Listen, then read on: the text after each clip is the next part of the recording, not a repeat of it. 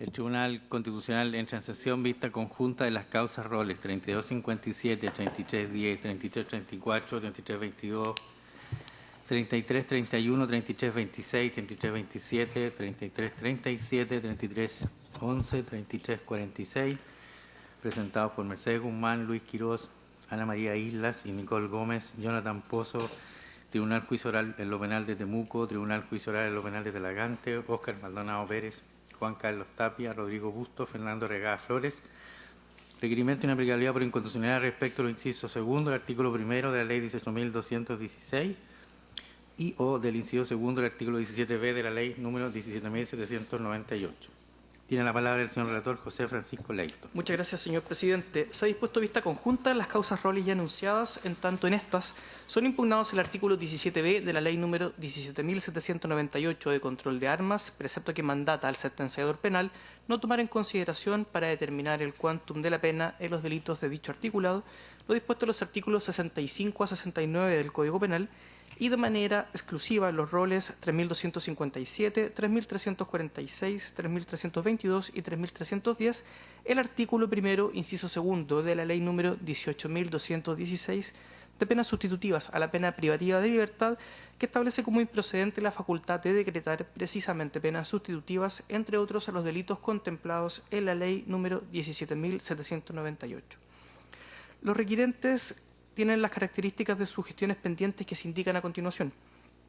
En las causas roles 3.334 de don Luis Quirós Pinto, 3.310 de don Jonathan Pozo González, 3.331 presentada por el Tribunal de Juicio Oral en lo Penal de Temuco, 3.326 por el Tribunal de Juicio Oral en lo Penal de Talagante, 3.337 por don Juan Tapia Tapia y 3.311 por don Rodrigo Bustos Medinas, se encuentran a la espera de la audiencia de juicio oral en lo penal ante diversos tribunales de juicio oral en lo penal del país, decretándose la suspensión de dicha audiencia por decisión de esta magistratura al momento de acoger a trámites las acciones deducidas.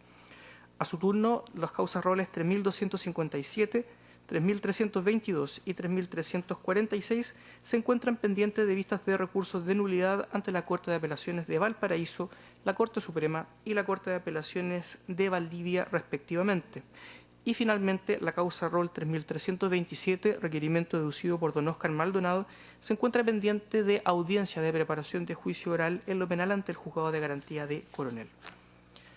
En todos los requerimientos de inaplicabilidad ya anunciados, con excepción de los roles en que solo se impugna la norma prevista en la Ley de Penas Sustitutivas, se señala un conflicto constitucional caracterizado por las normas que son reprochadas producirían un resultado contrario a la Carta Fundamental en diversos apartados de esta. En primer término, los requirentes enuncian que los preceptos reprochados contravendrían el artículo primero de la Constitución Política. Señalan que el constituyente, al establecer que las personas nacen libres e iguales en dignidad y derechos, ha normado que ningún ser humano es más que otro en cuanto precisamente a dignidad y derechos. La igualdad como valor constitucional se torna en una opción ética social básica que el Estado debe propugnar y concretar, cuestión que no se materializaría al establecer la pena privativa de libertad como única opción a aplicar por el sentenciador penal.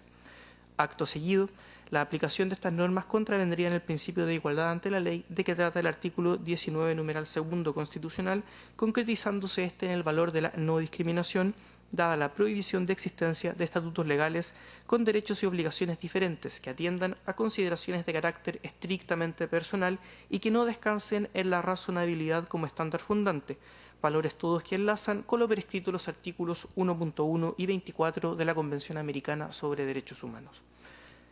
En tercer lugar, y desde el artículo 19, numeral tercero, inciso sexto de la Carta Fundamental, los actores exponen que las normas que solicitan su inaplicabilidad, contenidas en la Ley de Control de Armas y, en los casos en que se impugna solo esta, en la ley que establece penas sustitutivas a la pena privativa de libertad, atentan contra el derecho de toda persona a un procedimiento racional y justo, en cuanto éste debe basarse en penas proporcionales con una adecuada correspondencia o adecuación que debe existir siempre entre gravedad de hecho juzgado con la reacción penal del Estado.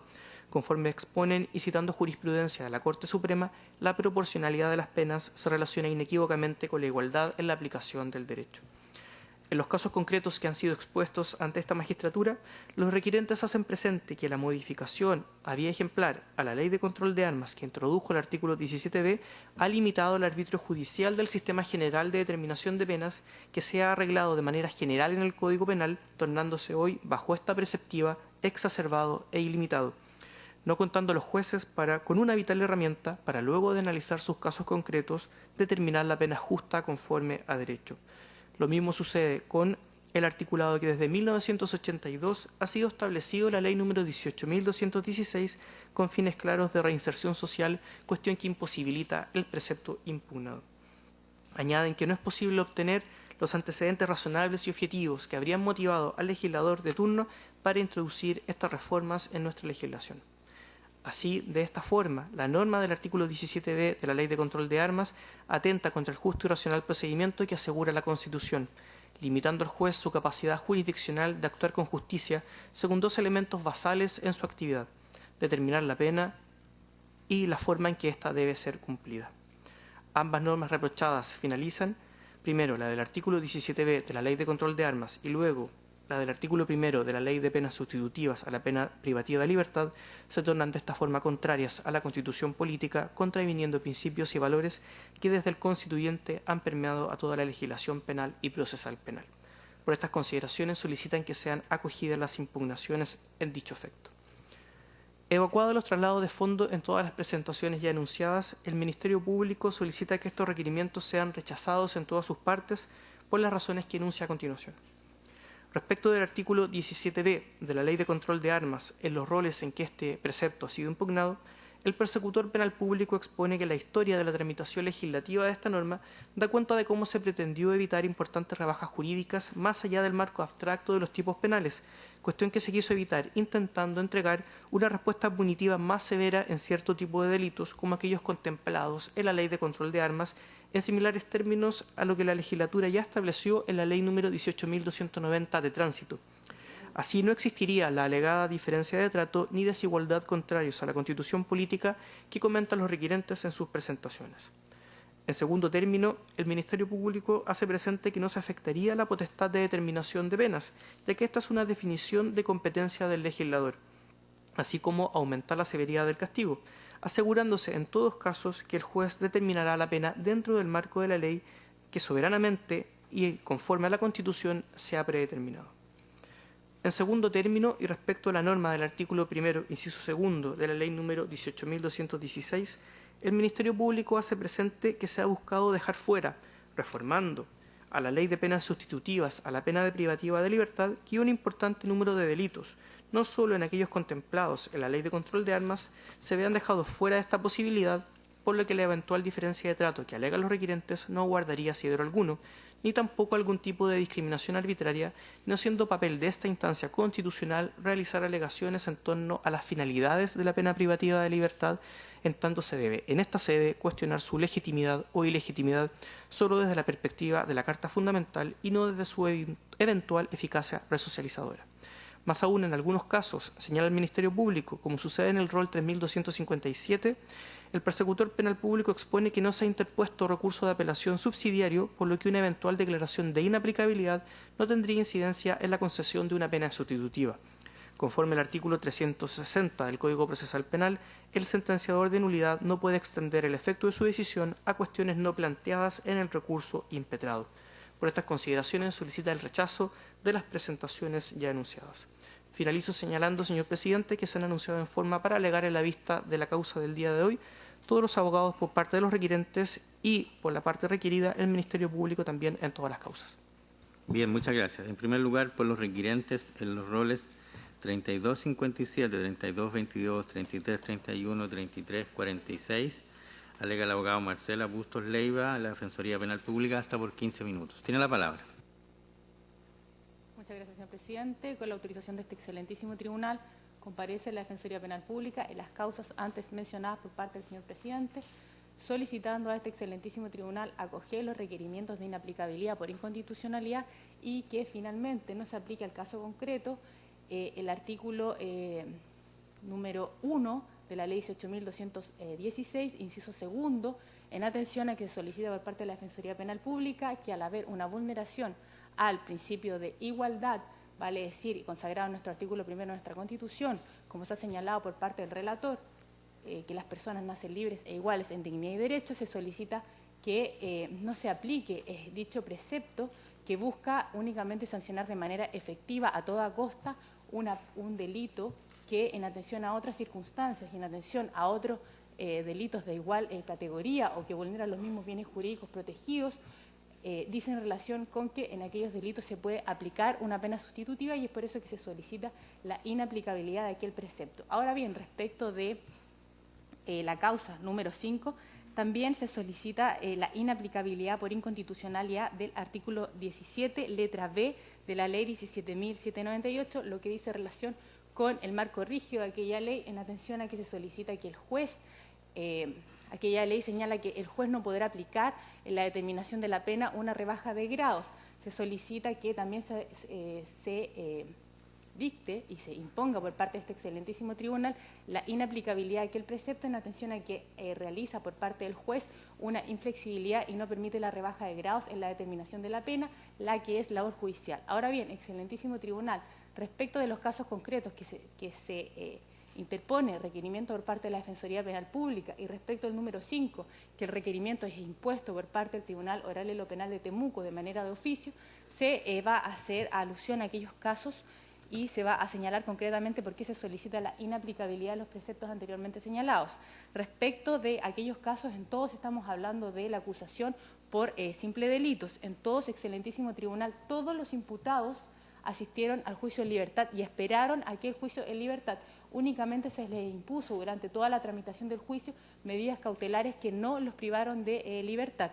Respecto de todos los imputados, excelentísimo tribunal, por los cuales concurre la Defensoría Penal Pública, todos tienen la atenuante del artículo 11, número 6, y a su respecto, en ninguna de estas causas el Ministerio Público se solicitó agravantes. Respecto de todos, excelentísimo tribunal, salvo en el número 5, la gestión pendiente es un recurso de nulidad en atención a que hay una sentencia condenatoria que no se encuentra firme ni ejecutoriada. En el caso del número 5, la gestión pendiente dice relación con el estado de deliberación por parte del Tribunal Oral en lo Penal de Temuco. En todas, excelentísimo tribunal, si bien es cierto, estamos ante un delito de peligro abstracto, no hay una puesta en peligro concreta por parte a el bien jurídico protegido, que en este caso es el orden público o seguridad pública. Por lo tanto, nosotros estimamos que incluso podríamos estar ante una conducta atípica. ¿Por qué digo esto? Porque no solamente es necesaria la antijuricidad formal, vale decir, no solamente es necesaria la vulneración a la norma, sino que también es necesario e indispensable la vulneración al bien jurídico protegido, que en este caso es el orden público. Señalo esto, excelentísimo tribunal, porque debe ir indisolublemente unido no solamente la antijuricidad formal, sino también la antijuricidad material para estar ante una conducta atípica, para estar ante una conducta típica. De lo contrario, estaríamos ante una conducta típica, pues faltaría un requisito de todo delito penal, que en este caso claramente es la vulneración al bien jurídico protegido. Incluso, excelentísimo tribunal, en el número 10 estamos ante un delito de porte ilegal de arma de fuego y municiones.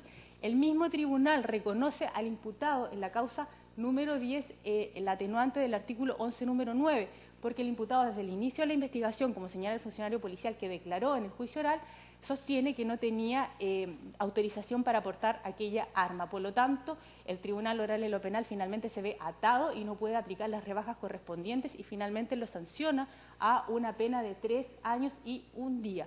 Es por eso que nosotros consideramos que aquellas normas serían inconstitucionales, porque en un caso similar, igual, idéntico, por otro delito, claramente un imputado que no tiene antecedentes anteriores sería beneficiado con una pena sustitutiva y por lo tanto se podría proponder a las fines de la pena, a los principios constitucionales y a todos los principios que dicen relación con el derecho internacional, a que una persona sea reeducada y reinsertada en nuestra sociedad. Al limitar aquella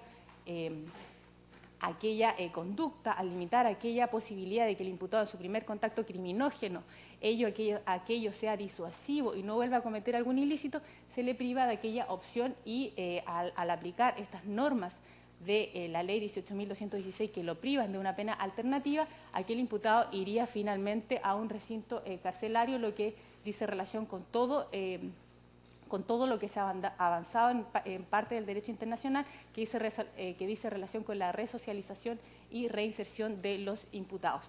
Ahora bien, excelentísimo tribunal, también podemos señalar que en este caso tampoco se cumple con el principio de igualdad en atención a que, al respecto, podemos señalar el caso número 3. Es un buen ejemplo el caso número 3 porque en aquel caso hay dos imputadas.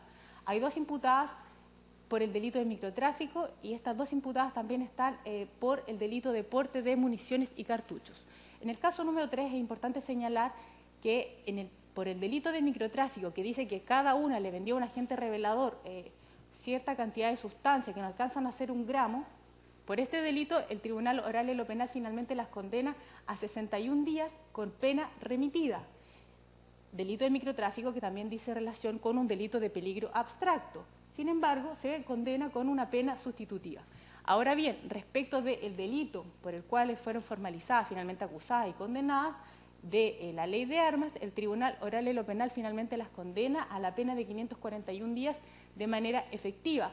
Por lo tanto, claramente en el caso número 3 se ve la diferencia y la falta de armonía en la aplicación de la legislación penal a situaciones que son exactamente idénticas y respecto que dicen de la lesión de bienes jurídicos de igual identidad, donde se aplica la ley 18.216 de manera diferente, sin ningún argumento razonable o idóneo que no dice relación con nuestra legislación y con todo lo que se ha avanzado en materia de derecho internacional y en materia de lo que tiene que decir relación con el derecho también penitenciario y en la ejecución de las penas. Ahora bien, excelentísimo tribunal, por todo esto nosotros entendemos que no dice relación con que todo esto, al aplicar la ley 18.216 en su artículo primero, inciso segundo, y evitar que las personas tengan una pena sustitutiva, dice relación con que se busca imponer una pena efectiva a todo evento sin tener en consideración ninguna de los tratos que dice relación con una pena justa y que se ajuste a derecho. Ahora bien, excelentísimo tribunal, también podemos señalar respecto de cada uno de los casos lo siguiente.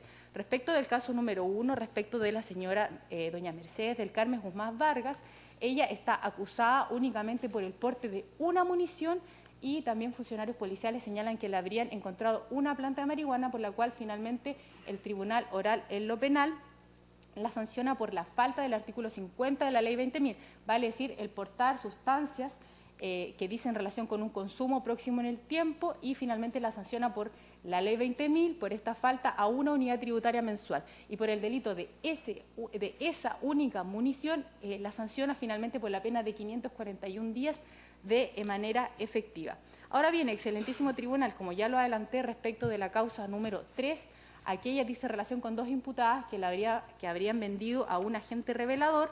En una primera instancia la habrían vendido el día 27 de noviembre del 2015, la señora Nicole Gómez habría vendido 0,2 gramos a un agente revelador y luego el día 29 de diciembre del 2015 la señora Islas Manríquez habría vendido a este agente revelador 0,17 gramos.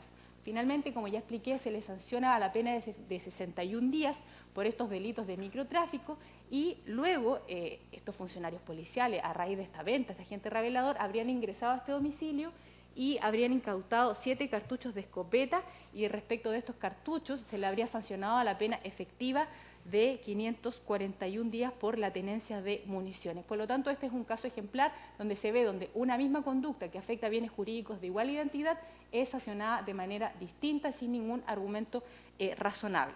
Ahora bien, excelentísimo tribunal, respecto del número 5 que fue interpuesto por parte del Tribunal Oral en lo Penal de Temuco, donde nosotros adherimos a aquel requerimiento, en aquel caso, excelentísimo tribunal dice relación con los hechos que funcionarios policiales de civil realizan labores preventivas en la ciudad de Temuco y sorprenden al acusado Dani Delgado Sepúlveda aportando 6 cartuchos de escopeta de una escopeta de caza. Excelentísimo tribunal, en este caso, como ya señalé anteriormente, es el mismo tribunal penal de Temuco quien interpone el requerimiento y también interpone el requerimiento por el artículo 17b de la ley 17.798 en atención a que considera que no es racional o justo, que puede haber una falta de racionalidad en atención a la imposición de una pena que no tome en consideración aquellas atenuantes y agravantes como es la regla general del derecho penal de los artículos 65 al artículo 69. Y finalmente, excelentísimo tribunal, respecto del número 10 de tabla, dice relación con don Fernando Arriagada Flores, y los hechos dicen relación con que en la comuna de Payaco, en Valdivia, el día 10 de mayo del 2015, en una fiesta bailable a beneficio del Club Deportivo 21 de Mayo, funcionarios policiales habrían sorprendido al acusado portando un revólver marca Gecado y 5 municiones sin percutar en el bolsillo de su casaca. El arma se encontraba inscrita a nombre de un tercero, y es en este caso, excelentísimo tribunal, en el caso número 10, donde el propio tribunal oral reconoce el atenuante del 11 número 9 y el atenuante del 11 número 6, en atención a que el imputado desde un inicio de la investigación declaró y señaló no haber tenido autorización, desconocía el hecho, y finalmente no se pueden dar todas las circunstancias que señala el Código Penal respecto de atenuantes y agravantes a el juez encontrarse atado. Ahora bien, excelentísimo tribunal, al respecto del número 10, finalmente el tribunal oral en lo penal lo condena a la pena de 3 años y un día a una persona que no tiene antecedentes penales de manera efectiva. En este caso, como ya señalé anteriormente, no hay vulneración al bien jurídico protegido, pues el arma no se utilizó ni tampoco fue mostrada en la fiesta, como se señala por parte de los funcionarios policiales que declaran en el juicio oral. Por todo lo anteriormente señalado, excelentísimo tribunal, en atención a que hay vulneración a principios que limitan el ius puniendi, en atención a que no hay una proporcionalidad a las penas en sentido estricto, vale decir, no hay correlación entre el delito y el castigo, en atención a que se vulnera expresamente el artículo 1 de nuestra Constitución, en atención a que las personas nacen libres e iguales en dignidad de derecho, como está señalado, no se impone la misma pena a personas que están en la misma situación, y también en atención a la vulneración al principio humanitario, en atención a que las penas impuestas de manera efectiva no tienen ninguna finalidad y no se aplican en atención a ningún objetivo, sino que únicamente aplicar estas penas de manera efectiva solamente busca un sufrimiento sin ninguna otra alternativa. Muchas gracias. Gracias a usted. En segundo lugar, por el requirente en la causa rol 3310, interpuesto por Jonathan Pozo González, alega el abogado Lino Rifo Díaz de la Defensoría Penal Pública, hasta por 10 minutos. Tiene la palabra. Muchas gracias. Con la venia de su señoría excelentísima, comparece Lino Rifo Díaz, abogado defensor público en representación de don Jonathan Pozo González. Este requerimiento de inaplicabilidad específicamente respecto del inciso segundo del artículo 1 de la Ley sobre Penas Sustitutivas. Ello por los fundamentos que procedo a exponer. En primer lugar, sucintamente en lo que respecta a los hechos, esto dice relación con un evento acaecido en abril del año 2016, a medianoche, en el cual don Jonathan Pozo habría sido encontrado en la localidad de Mayúa, Pelequén, sexta región, con una pistola para la cual no tenía ningún tipo de autorización. En consecuencia, la Fiscalía, siguiendo la indagación en su contra, presentó un escrito de acusación y le piden actualmente una pena de presidio menor en su grado máximo de 4 años, que es la pena que arriesga en este caso de manera efectiva, en la medida que el precepto legal impugnado por nosotros obliga a que esta pena sea de tipo efectivo. Nos parece importante identificar quién es Jonathan Pozo y que la persona por la cual nosotros recurrimos o presentamos este requerimiento. Este es un joven de 24 años, es un joven que no registra antecedentes penales pretéritos tal como la Fiscalía reconoce en el escrito de acusación presentado, y que a mayor abundamiento nunca ha tenido ningún tipo de relación con algún proceso penal. En los registros administrativos del Ministerio Público no existe ningún tipo de caso asociado a esta persona. Esta es la primera vez que este joven se enfrenta a un proceso penal, nunca lo ha enfrentado. Y la reacción posible en este caso concreto es la de una pena posible de 4 años que sería efectivo. Es en este supuesto en el cual nosotros estamos requiriendo de inaplicabilidad por este precepto al cual nosotros nos hemos referido. El conflicto de constitucionalidad en este caso, que nosotros planteamos al tenor de nuestro requerimiento, ya ha sido resuelto por esta magistratura constitucional. Así, en causas rol 2995, por ejemplo, se ha asentado por parte de este tribunal de que la exclusión total de los beneficios que contempla la ley sobre pena sustitutiva vulnera el estándar de razonabilidad que está contemplado, de razonabilidad y justicia que está contemplado en el artículo 19, numeral 2 y 3, inciso 6 de la Constitución Política de la República. Nosotros concordamos con dicha conclusión, es parte del fundamento de nuestro requerimiento de inaplicabilidad. Entendemos de que de este estándar de razonabilidad y justicia se deriva, se manifiesta el principio de proporcionalidad, en virtud del cual la reacción punitiva, la reacción frente a un delito, debe estar necesariamente relacionada con la gravedad del delito. Si analizamos nuestra legislación, nosotros entendemos que existe un criterio objetivo para efectos de definir la gravedad de un delito o una conducta delictiva. Y eso viene a ser precisamente la pena en abstracto, penas de simple delito, penas de crimen. Y eso nos permite hacer un análisis de cuáles son las conductas que en general la ley sobre pena sustitutiva hace exclusión respecto a la posibilidad siquiera de discutir una pena sustitutiva. La mayor parte de ellas dicen relación con penas de crimen, penas que sobrepasan los 5 años y un día.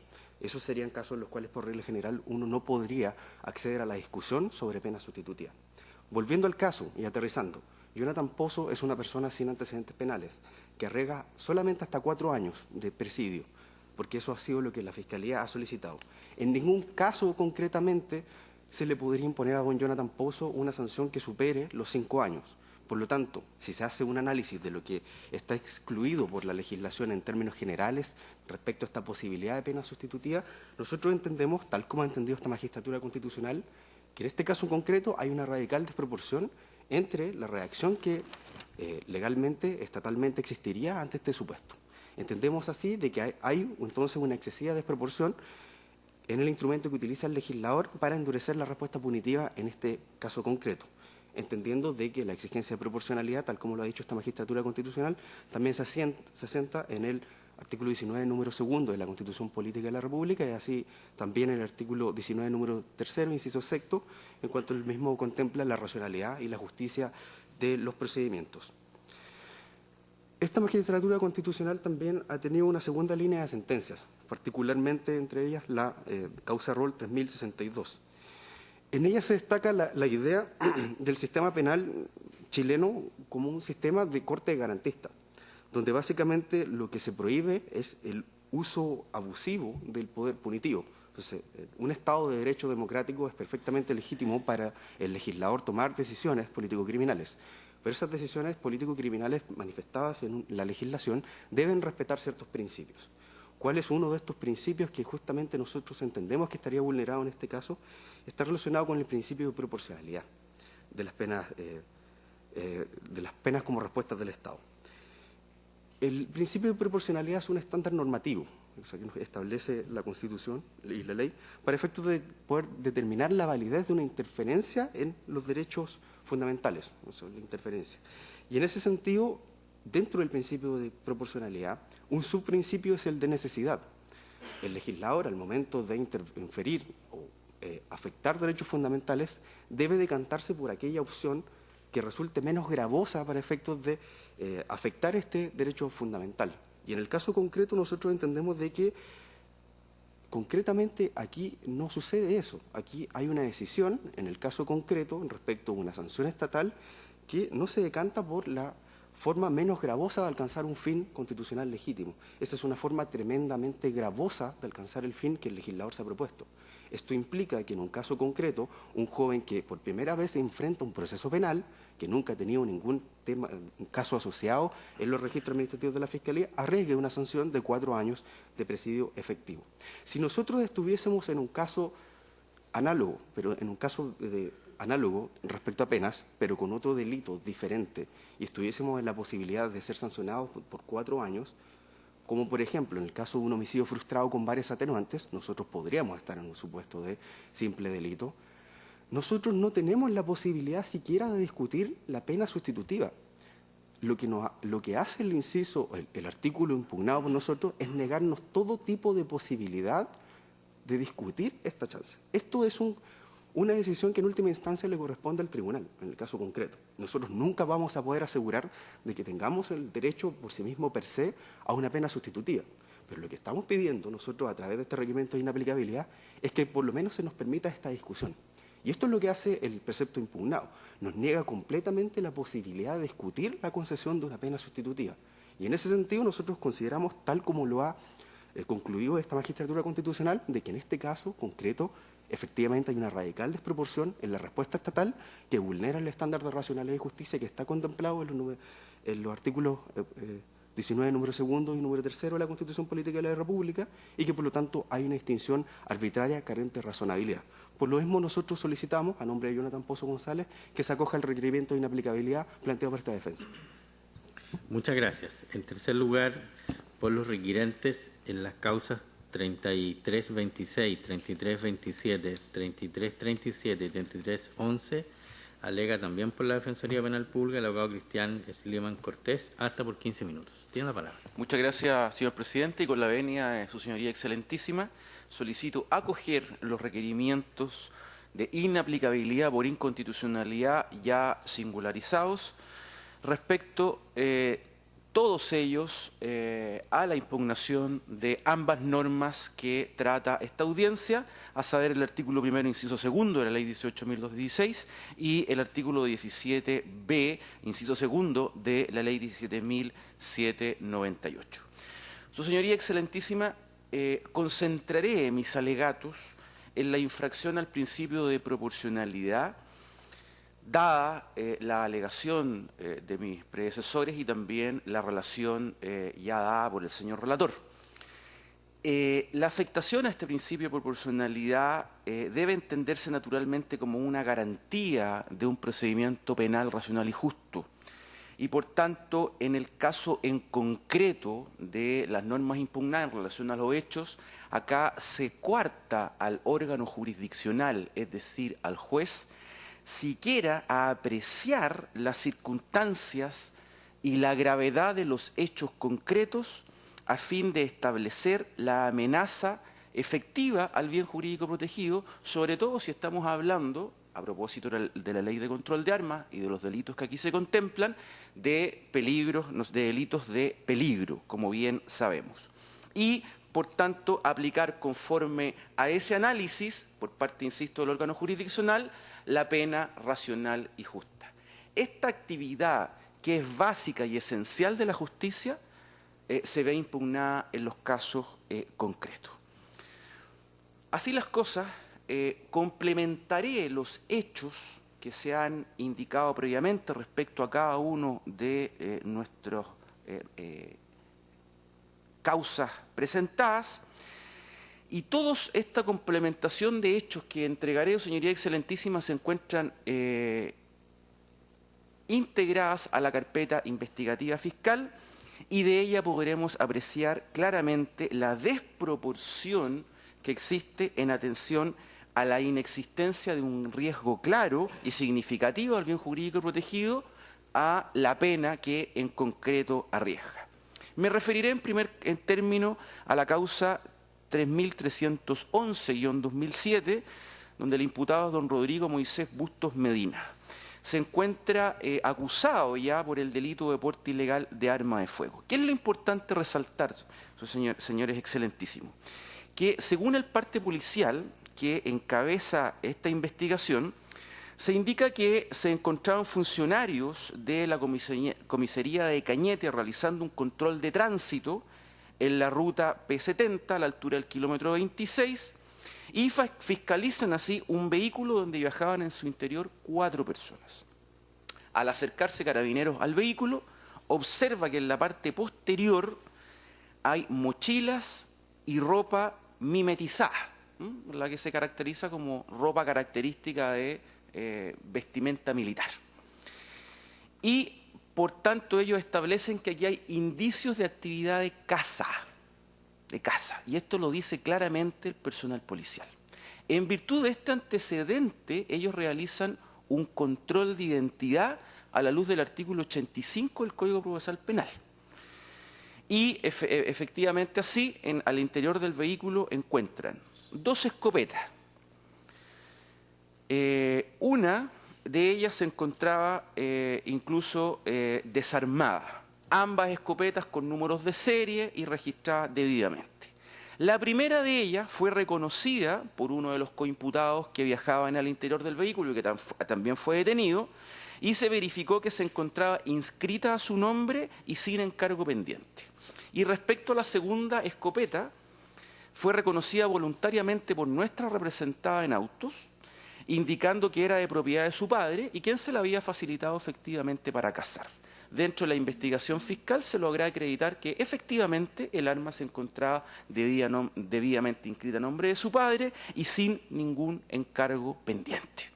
El Ministerio Público en el caso concreto ha solicitado una pena de 3 años y 1 día de presidio menor en su grado máximo, en atención a que nuestro representado goza de irreprochable conducta anterior. Por tanto, en el caso concreto, y desde ya lo quiero destacar, efectivamente es plenamente posible que los preceptos legales impugnados resulten aplicables al caso en concreto, particularmente ser beneficiario de alguna pena sustitutiva. Respecto al segundo caso, señores excelentísimos, la causa 3326 del año 2017, donde el imputado es don Luis Ignacio Espinosa Novoa,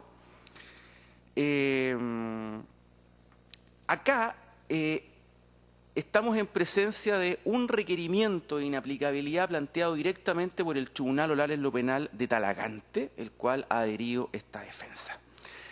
En el requerimiento se establece claramente que el Tribunal Oral en lo Penal, escuchados los alegatos de apertura de la defensa, no lo establece claramente la defensa para ser precisa, sino que los alegatos de apertura, toma la decisión de presentar este requerimiento. ¿Y por qué? Porque naturalmente de la sola relación de hechos de las teorías del caso de la defensa aparece prístina la inconstitucionalidad de las normas que se pretenden aplicar. ¿De qué se trata el caso? Se inició una investigación por una denuncia de abigeato, donde habían sido sustraídos 2 caballos desde una pesebrera de un centro de hipoterapia ubicado en la comuna de Talagante, 2 caballos con determinadas características físicas, incluso uno de ellos con una marca, con manchas de colores, y de esta situación se percata las personas al llegar al día siguiente. Con este hecho se inicia una investigación por el sector y así Carabineros llega a una parcela del lugar y desde el exterior visualiza que hay caballos en su interior. Pide autorización al propietario, quien es nuestro imputado, para ingresar al predio a verificar las características de estos caballos, a ver si eran coincidentes o no con los sustraídos.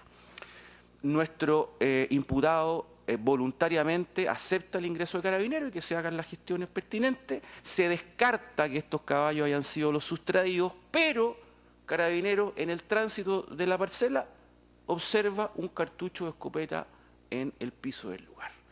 Consulta al propietario de dónde provendría este cartucho, dice que efectivamente es de su propiedad y que tiene un arma al interior de una escopeta al interior de su propiedad. Carabineros le pide permiso para acceder al interior del inmueble y efectivamente al interior de la cocina incautan una escopeta. ¿Cuál es el resultado? Nuestro representado fue detenido por infracción a la ley de control de armas. Nuestro representado goza de irreprochable conducta anterior y acá la pena en concreto que ha pedido el Ministerio Público en su acusación es por la tenencia de arma 3 años y 1 día de presidio menor en su grado máximo y respecto a la tenencia de munición 542 días de presidio menor en su grado medio. Por tanto, al igual que en el primer caso, acá los preceptos legales impugnados resultan claramente aplicables. Respecto al tercer caso, señores excelentísimo, causa 3327 del año 2017, el imputado es don Óscar Eduardo Maldonado Pérez. Acá también del parte policial de la subcomisaría de Carabineros de Villa Mora de Coronel, se establece que esta investigación o este procedimiento policial se inicia por una denuncia diversa. Había una denuncia por daños, Carabineros concurre al lugar, eran aproximadamente las 4:30 de la madrugada y los denunciantes establecen que habían escuchado disparos por los cuales se habían activado la alarma de un vehículo que se encontraba estacionado por lo cual se despiertan y efectivamente constatan que 2 vidrios del vehículo, particularmente piloto y copiloto, se encontraban rotos, dañados. Por tanto, hacen la denuncia de daños. Carabineros hace un patrullaje y es relevante esto. Carabineros destaca que hace un patrullaje preventivo rápido por el lugar. Observa un testigo que le dice que había observado que desde un vehículo que transitó por el lugar se habían efectuado disparos. Y en este rápido patrullaje observan un auto estacionado en la vía pública, se baja personal y al hacer una inspección ocular encuentran durmiendo al interior del vehículo a nuestro representado. ¿Y por qué indiqué que era importante resaltar lo que los propios carabineros indican que hicieron un patrullaje rápido, porque efectivamente, digamos, llama la atención que frente a los pocos minutos que se demora en reaccionar la policía, por sus propios dichos, hayan encontrado en esta situación a nuestro representado al interior de un vehículo, durmiendo, declarado una cuestión indubitada por los propios policías. Y en esta situación también el carabinero observa que en el asiento del copiloto había un arma de fuego. Por tanto, naturalmente se procede al procedimiento y es detenido por la Ley de Control de Armas. También goza de irreprochable conducta anterior nuestro imputado y en el caso concreto el Ministerio Público acusado había solicitado una pena de 4 años de presidio menor en su grado máximo. Por tanto, también, al igual que en los casos anteriores, resulta plenamente aplicable los preceptos legales impugnados. Y por último, Su Señoría Excelentísima, en la causa 3337 del año 2017, siendo lo imputado don Juan Carlos Tapia Tapia, el hecho relevante es que se incauta un arma a nuestro representado, quien en un control de la vía pública se le encuentra un artefacto, y voy a destacar la palabra artefacto y no arma, por lo que voy a decir a continuación, en uno de los bolsillos de su pantalón. Al informe pericial encargado por el Ministerio Público, particularmente el informe pericial armero, se concluye categóricamente que este artefacto no es apto para el disparo. Básicamente porque su sistema mecánico de percusión se encuentra con observaciones, debido a que el enganche del martillo se encuentra quebrado, por lo que no es capaz de efectuar disparos. Y adicionalmente falta el eje vara que ayuda a la extracción del cartucho. Y a mayor abundamiento se encarga un segundo peritaje ahora químico para establecer si esta arma fue o no disparada en algún momento. Y también resulta revelador para la teoría del caso de la defensa, puesto que realizado con el objeto de obtener iones de nitrito en el arma, atribuible a la deflagración de pólvora, es decir, para determinar el disparo o no, se perició tanto el cañón como la recámara y se obtuvo resultados negativos en todos ellos. Es decir, científicamente se estableció que esta arma, a lo menos en los rastros que el arma tenía en su momento, no había sido nunca disparada, además que no era apta para el disparo. Con este hecho, el Ministerio Público presenta una acusación y solicita una pena de 5 años de prisión de presidio menor en su grado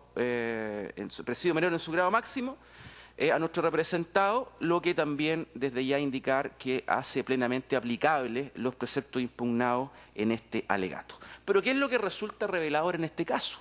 Que naturalmente a juicio de la defensa estamos frente a un hecho atípico a la luz de los tipos penales de la Ley 17.798 de la Ley de Control de Armas. No se puede sancionar como un porte ilegal de arma de fuego a un objeto que no es capaz de disparar, ¿no es cierto? ¿Por qué? Porque no tiene entonces la condición de arma de fuego. A pesar de esto, el Ministerio Público ha insistido en su acusación.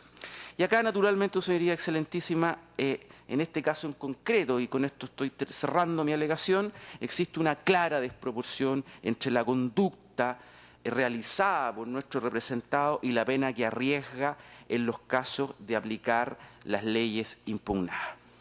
Así, Su Señoría Excelentísima, en todos los casos indicados existe una inexistencia de un riesgo claro y significativo, tanto en su reiteración como en la efectiva afectación a los bienes jurídicos protegidos, que por tanto lleva una aparejada la clara infracción no solo al principio de proporcionalidad, que es yo el que he querido destacar en nuestro alegato, sino que en todo y cada uno de los impugnados por esta defensa. Eso es todo. Muchas gracias. Muchas gracias a usted. Entonces le pedimos a los últimos abogados que tomen asiento. Los ubican, por favor.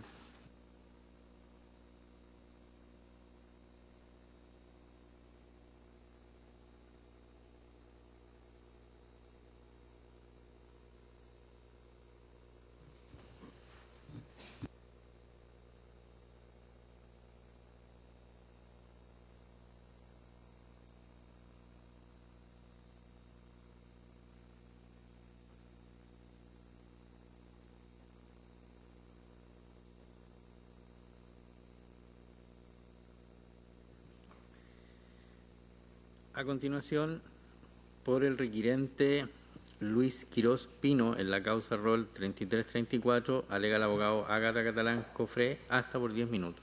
Tiene la palabra. Buenos días, excelentísimo Tribunal Constitucional.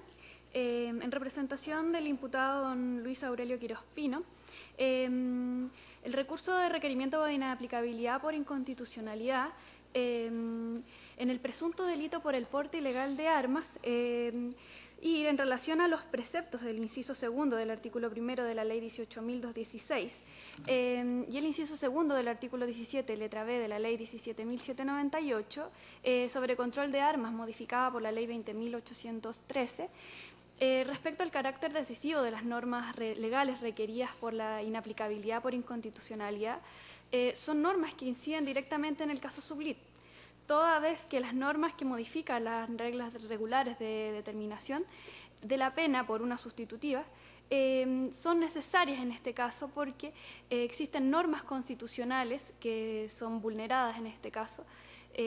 También las convenciones interamericanas, las convenciones americanas de derechos humanos y el Pacto Internacional de los Derechos Civiles y Políticos. Como lo ha mencionado la Defensoría Penal Pública, en este caso existe una desproporción al señalar penas privativas de libertad. El señor y mi representado Luis Quirós Pino enfrenta por el delito de porte ilegal de armas una pena de 4 años de presidio menor en su grado máximo y las accesorias legales establecidas en el artículo 29 del Código Penal. Esto es la inhabilitación absoluta para cargos públicos y oficios públicos, durante el tiempo de la condena. ¿Ya? Las normas, en concreto las que se infringen de la Constitución, son el artículo 1, inciso segundo, artículo 5 y 19, número 2, 3 y 7 de la Constitución Política de la República. Respecto a la Convención Americana de Derechos Humanos, los artículos 1.1, 5, número 6, 7, 8 y 24, y respecto al Pacto Internacional de Derechos Civiles y Políticos, 2.1, número 10, 10, número 3, 9, 14 y 26. Es necesario relacionar la petición y los argumentos del requerimiento que ha hecho la Defensoría Penal Pública, que ya ha señalado lo fundamental en este sentido, excelentísimo Tribunal Constitucional. Muchas gracias. Muchas gracias. Finalmente, por el Ministerio Público, en todas las causas, alega el abogado Hernán Ferrera Leiva, hasta por 15 minutos. Si necesita más, nos avisa. Está bien con eso, señor presidente. Muchas gracias. Con su autorización, alego por la parte del Ministerio Público y solicito que se vean desestimados en todas sus partes todos los requerimientos que son vistos conjuntamente en esta audiencia. Evidentemente, estamos frente a una cuestión ya muchas veces decidida, ¿no es cierto? Sabemos en qué condiciones y en qué forma ha sido acogido en una parte, ¿no es cierto?, y rechazados requerimientos que más o menos han cubierto todos los escenarios que hoy día hemos escuchado, ¿no? Y quisiera hacer ver a este respecto que efectivamente entre las causas que ya están falladas hay causas que consisten en portes de municiones y situaciones parecidas o similares a las que hemos escuchado hoy en día. Sin embargo, yo quisiera muy brevemente hacer ver dos cosas. En primer lugar, que en ninguno de estos requerimientos está cuestionado el tipo penal. Luego, toda la discusión relativa a la pretendida falta de antijuridicidad material de la conducta y otros, la verdad es que se encuentra absolutamente fuera de la discusión que tiene lugar en esta sede respecto precisamente de los artículos o disposiciones legales que se están llevando a cabo. La tenencia de armas o el porte de armas es un delito, y yo creo que es delito por buenísimas razones en general. Nosotros pareciera de pronto perderse de vista que esto efectivamente es una actividad muy peligrosa y que el Estado evidentemente tiene el deber de resguardar y precaver la ocurrencia de esos ilícitos y particularmente su uso en otros hechos que pudieran poner en riesgo a las personas. Por lo tanto, le pido al tribunal no considerar aquellas argumentaciones que tienden de verdad aspectos que superan con mucho las fronteras del debate que los mismos requirentes han planteado en esta sede. Sin perjuicio de ello, adicionalmente quisiera hacer ver, respecto de algunos de los casos aquí mencionados y muy brevemente. Por ejemplo, un caso que se le tildó de ejemplar, de una persona condenada por microtráfico y a la vez por tenencia de municiones. Bueno, es justamente el escenario en que la ley pretende castigar más severamente este tipo de ilícitos. Sabemos que la combinación de tráfico de drogas con armas es una combinación particularmente peligrosa. Y estas personas, son 2 personas condenadas, son traficantes de droga, y así está establecido en la sentencia, por lo menos hasta aquí, porque hay un recurso pendiente. Pero son personas traficantes y efectivamente cuando se logra ingresar a su domicilio se encuentran con municiones, algunas de escopeta, sí, pero no se hace referencia, que también está establecido en la sentencia, que hay munición 9 milímetros, ¿no? que es para cazar, no sé qué especie, digamos, pero una especie más grande probablemente de la que con una escopeta calibre 12 se puede cazar. La persona que estaba dormida en el auto, a la que se hizo alusión, esta persona tenía también un arma 9 milímetros en el asiento del copiloto. No sabemos todavía, porque el juicio no ha tenido lugar, esta persona se estaba haciendo la dormida o si efectivamente lo estaba, pero el arma que tenía allá al lado no era un arma frente a la que uno pudiera pasar sencillamente por alto la gravedad que encierra, ¿no es cierto?, andar con ese tipo de artefactos en su poder portándolo. La último alegato oído, esta persona también tenía un arma 9 milímetros en su poder.